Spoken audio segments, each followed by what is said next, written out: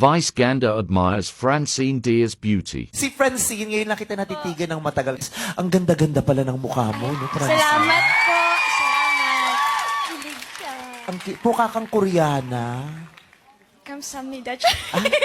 Wow. Baka bang lahing Chinese or Hapon po. or Korean? Ang ganda ng kutis mo. Salamat po. Ay, o di ba ang fresh? Parang Koreana. Para kang K-drama star. Ang ganda mo, sabi ko, ang fresh-fresh mo, mukha kang Koreana. Salamat po. Mana ako sa'yo, Meme Vi. Sa'yo ko rin naman kaya ako fresh. Ito talaga batang to. Ikaw talaga, gusto ko yung mga sinasabi mo lagi. Nagigigil ako. Pero totoo. Pero alam mo, nung isang araw, siniscroll ko yung Instagram mo. Natutuwa ako talaga sa'yo. Ang ganda-ganda mo.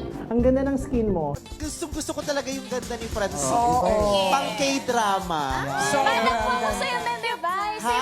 Sa'yo po nanggaling yung ganong itsura ko eh. Di ba? Sa akin niya nakuha.